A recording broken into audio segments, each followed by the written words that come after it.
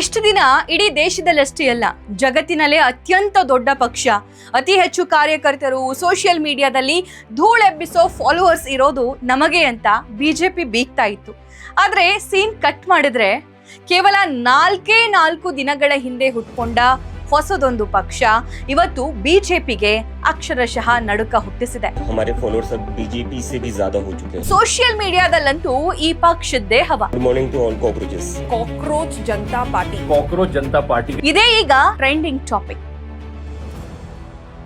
ಅಷ್ಟಕ್ಕೂ ಬಿಜೆಪಿಯನ್ನೇ ಹಿಂದಿಕ್ಕಿ social ಮೀಡಿಯಾವನ್ನ shake ಮಾಡ್ತಾ ಇರೋ ಆ ರಹಸ್ಯ ಪಕ್ಷ ಯಾವುದು ಅನ್ನೋದು ಈಗ ಆಲ್ರೆಡಿ ನಿಮ್ಗೆ ಗೊತ್ತೇ ಇದೆ.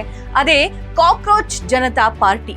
ಅರೆರೆರೆ, ಇದೇನಿದು ವಿಚಿತ್ರ ಹೆಸರು ಕೊಟ್ಟಿದ್ದಾರೆ, ಯಾಕೆ ಹಿಂಗಾಯ್ತು ಅನ್ನುವಂತಹ ನಿಮ್ಮ ಪ್ರಶ್ನೆಗೆ ಉತ್ತರ ನಾನು ಕೊಡ್ತಾ ಹೋಗ್ತೀನಿ.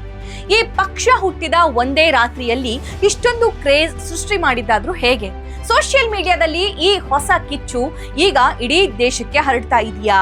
ಇದರ ಹಿಂದಿರೋ ಅಸಲಿ ಸತ್ಯ ಏನು ಅನ್ನೋದನ್ನ ಕಂಪ್ಲೀಟ್ ಆಗಿ ಹೇಳ್ತೀನಿ ಇಲ್ಲಿ. ಕೇವಲ 5 ದಿನದಲ್ಲಿ ಆಡಳಿತ ಪಕ್ಷ ಬಿಜೆಪಿಯನ್ನೇ ಮೀರಿಸಿ ಇನ್ಸ್ಟಾಗ್ರಾಂನಲ್ಲಿ 15 ಮಿಲಿಯನ್ಗೂ ಹೆಚ್ಚು ಫಾಲೋವರ್ಸ್ ಗಳಿಸಿರೋ ಕಾಕ್ರೋಚ್ ಜನತಾ ಪಾರ್ಟಿ ಬಗ್ಗೆ ನೀವು ಖಂಡಿತ ಕೇಳಿರ್ತೀರಾ. ಅದ್ರ ಬಗ್ಗೆ ಚರ್ಚೆ ಕೂಡ ಮಾಡ್ತಿರ್ತೀರಾ ಅಲ್ವಾ? ಇದೇನೋ ಬರೀ ತಮಾಷೆಯ ಮೀಮ್ ಪೇಜ್ ಅಂದುಕೊಂಡ್ರೆ ತಪ್ಪು. ಯಾಕಂದ್ರೆ ಇದರ ಹಿಂದೆ ದೇಶದ ಅತ್ಯುನ್ನತ ನ್ಯಾಯಾಲಯದ ಮುಖ್ಯ ನ್ಯಾಯಮೂರ್ತಿಗಳು ಆಡಿದ ಆ ಒಂದು ಮಾತಿಗೆ ಜೆನ್ಜಿಗಳ ಆಕ್ರೋಶದ ಕಿಡಿ ಇದೆ ಅನ್ನೋದು ನಿಮಗ್ ಗೊತ್ತಿರಲಿ. ಇತ್ತೀಚೆಗೆ ಸುಪ್ರೀಂ ಕೋರ್ಟ್ ನಲ್ಲಿ ಒಂದು ಕೇಸ್ನ ವಿಚಾರಣೆ ನಡೀತಾ ಇತ್ತು. ಆ ಸಂದರ್ಭದಲ್ಲಿ ಮುಖ್ಯ ನ್ಯಾಯಮೂರ್ತಿಗಳಾದ ಸೂರ್ಯಕಾಂತ್ ಅವರು ದೇಶದ ನಿರುದ್ಯೋಗಿ ಯುವಕರ ಬಗ್ಗೆ ಮಾತಾಡ್ತಾ ಒಂದು ಶಾಕಿಂಗ್ ಸ್ಟೇಟ್ಮೆಂಟ್ ಕೊಡ್ತಾರೆ. ಅದೇನಪ್ಪಾ ಅಂದ್ರೆ, ದೇಶದಲ್ಲಿ ಕೆಲಸ ಸಿಗದ ಕೆಲವು ನಿರುದ್ಯೋಗಿ ಯುವಕರು ಜಿರಳೆಗಳಿದ್ದಂತೆ, ಅಂದ್ರೆ ಕಾಕ್ರೋಚ್ ಇದ್ದಂತೆ ಅಂತ. ಅವರಿಗೆ ಉದ್ಯೋಗ ಸಿಗದೇ ಇದ್ದಾಗ ಅವರು ಸೋಷಿಯಲ್ ಮೀಡಿಯಾ ಇನ್ಫ್ಲೂಯೆನ್ಸರ್ಸ್, ಪತ್ರಕರ್ತರು ಅಥವಾ RTI ಕಾರ್ಯಕರ್ತರಾಗಿ ಸಿಸ್ಟಮ್ ಮೇಲೆಯೇ ದಾಳಿ ಮಾಡೋದಕ್ಕೆ ಶುರು ಮಾಡ್ತಾರೆ ಅಂದ್ಬಿಟ್ರು.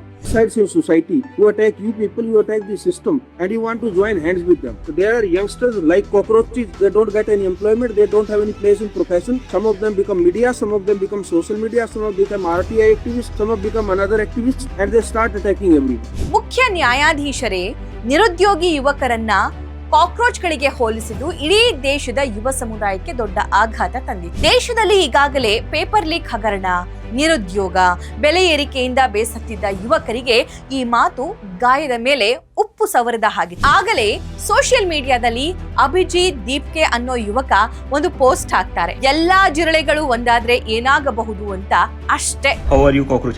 ಅಲ್ಲಿಂದ ಹುಟ್ಟಿಕೊಂಡಿದೆ ಈ ಕಾಕ್ರೋಚ್ ಜನತಾ ಪಾರ್ಟಿ. ಆಮೇಲೆ ನಮ್ಮನ್ನ ಜಿರಳೆ ಅಂತೀರಾ? ಓಕೆ, ನಾವು ಜಿರಳೆಗಳು ಎಂತಹದ್ದೇ ಕಠಿಣ ಪರಿಸ್ಥಿತಿಯಲ್ಲೂ ಬದುಕಿ ಉಳಿಯುವ ಜೀವಗಳು. ಈಗ ಇದೇ ಜಿರಳೆಗಳು ಸೇರಿ ನಿಮ್ಮ ಸಿಸ್ಟಮ್ ಮೇಲೆ ದಾಳಿ ಮಾಡ್ತವೆ ಅಂತ ಜೆನ್ಸಿಗಳು ಸೋಷಿಯಲ್ ಮೀಡಿಯಾದಲ್ಲಿ ಕ್ಯಾಂಪೇನ್ ಶುರು ಮಾಡ್ಬಿಟ್ಟು ಅಷ್ಟಕ್ಕೂ ಅಭಿಯಾನಕ್ಕೆ ಅಡಿಪಾಯ ಹಾಕಿದ್ದ ಅಭಿಜಿತ್ ದೀಪ್ಗೆ ಯಾರು ಅಂದ್ರೆ ಪುಣೆ ಮೂಲದ ವ್ಯಕ್ತಿ, ಸದ್ಯ ಅಮೆರಿಕಾದಲ್ಲಿ ವಾಸ. ಇದರ ಬಗ್ಗೆನೂ ಸಾಕಷ್ಟು ಕ್ರಿಟಿಸಿಸಮ್ ಆಗ್ತಾ ಇದೆ. ಈ ಹಿಂದೆ ಅರವಿಂದ್ ಕೇಜ್ರಿವಾಲ್ ನೇತೃತ್ವದ ಆಮ್ ಆದ್ಮಿ ಪಕ್ಷದ ಸೋಷಿಯಲ್ ಮೀಡಿಯಾವನ್ನ ನೋಡಿಕೊಳ್ತಾ ಇದ್ರು. ಇದೀಗ ವಿಷಯ ಎಲ್ಲಿಗೆ ಹೋಗಿದೆ ಅಂದ್ರೆ, ಈ ಕಾಕ್ರೋಚ್ ಜನತಾ ಪಾರ್ಟಿ ಅಬ್ಬರ ನೋಡಿ ಹೆದರಿದ ಸರ್ಕಾರ ಅವರ ಎಕ್ಸ್ ಅಕೌಂಟ್ ಅನ್ನ ಇಂಡಿಯಾದಲ್ಲಿ ಬ್ಯಾನ್ ಮಾಡಿಸಿದೆ.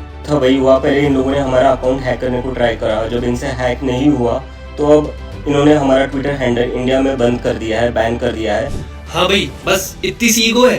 डेमोक्रेसी है, वर्ल्ड लार्जेस्ट डेमोक्रेसी है. वर्ल्ड लार्जेस्ट डेमोक्रेसी देखो, यूथ की आवाज को, जेनजी की आवाज को दबाने के लिए इंडिया में अकाउंट ही बैन कर दिया है. ಆದ್ರೆ ಜೆನ್ಜಿಗಳು ಸುಮ್ಮನೆ ಇರ್ತಾರಾ? ಮರುಕ್ಷಣನೆ ಹೊಸ ಅಕೌಂಟ್ ಕ್ರಿಯೇಟ್ ಮಾಡಿ ಜಿರಳೆಗಳನ್ನ ಅಷ್ಟು ಸುಲಭವಾಗಿ ಸಾಯಿಸೋದಕ್ಕೆ ಸಾಧ್ಯವಿಲ್ಲ, ವಿ ಆರ್ ಬ್ಯಾಕ್ ಅಂತ ಟ್ರೆಂಡ್ ಶುರು ಮಾಡಿದ್ರು. ಹಾಗೆ ಬಿಜೆಪಿ ವಿರುದ್ಧ ಇರುವಂತಹ ಬೇರೆ ಪಕ್ಷದ ನಾಯಕರು ಕಾಕ್ರೋಚ್ ಪಾರ್ಟಿಗೆ ಜೈ ಜೈ ಅಂತ ಬೆಂಬಲ ಕೊಡ್ತಾ ಇದ್ದಾರೆ. ಇದು ಇನ್ನೆಲ್ಲಿಗೆ ಹೋಗಿ ನಿಲ್ಲುತ್ತೋ ಗೊತ್ತಿಲ್ಲ. ಆದ್ರೆ ದೇಶದಲ್ಲಿ ಕಾಕ್ರೋಚ್ ಪಾರ್ಟಿ ಹವಾ ಬಿಜೆಪಿಗಿಂತ ಜೋರಾಗಿದೆ. ಅಂತಿಮವಾಗಿ ಇದು ಏನನ್ನ ತೋರಿಸ್ತಾ ಇದೆ ಅಂದ್ರೆ, ದೇಶದ ಯುವಕರನ್ನ ಜಿರಳೆ ಅಂದಿದ್ದಕ್ಕೆ ಇವತ್ತು ಇದೇ ಯುವಕರು ಡಿಜಿಟಲ್ ಕ್ರಾಂತಿ ಮಾಡಿ ತೋರಿಸಿದ್ದಾರೆ. ಮುಂದೊಂದು ದಿನ ಇದೇ ಜೆನ್ಜಿಗಳು ಬಾಂಗ್ಲಾದೇಶ, ನೇಪಾಳದಲ್ಲಿ ಮಾಡಿದ ಕ್ರಾಂತಿಗಳನ್ನ ಮಾಡಿದ್ರೂ ಅಚ್ಚರಿ ಇಲ್ಲ. ಹೀಗಾಗಿ ಇಡೀ ದೇಶ ಮೈಯೆಲ್ಲ ಕಣ್ಣಾಗಿಸ್ಕೊಂಡು ಇರಬೇಕು. ಹಾಗೆ ಕಾಕ್ರೋಚ್ ಜನತಾ ಪಾರ್ಟಿ ಬಗ್ಗೆ ನಿಮಗೇನ್ ಅನ್ಸುತ್ತೆ ಅನ್ನೋದನ್ನ ಕಾಮೆಂಟ್ ಮಾಡಿ ತಿಳಿಸಿ. ಈ ವಿಡಿಯೋ ಇಷ್ಟ ಆದ್ರೆ ಬೇರೆಯವ್ರಿಗೂ ಶೇರ್ ಮಾಡಿ ಅಂತ ಹೇಳ್ತಾ ಕಾರ್ಯಕ್ರಮ ಮುಗಿಸ್ತಾ ಇದ್ದೀನಿ. ನಮಸ್ಕಾರ. ಅಂದ್ಹಾಗೆ ನೆನಪಿರ್ಲಿ, ಇಂತಹ ಮತ್ತಷ್ಟು ಇಂಟ್ರೆಸ್ಟಿಂಗ್ ಕಂಟೆಂಟ್ಗಳಿಗಾಗಿ ನನ್ನ ಚಾನಲ್ ಸಭೆ ವಿತ್ ಸಭಾ ಟಾಕಿಂಗ್ ಪ್ಯಾರೆಟ್ಸ್ ಕನ್ನಡ ಸಬ್ಸ್ಕ್ರೈಬ್ ಆಗಿ.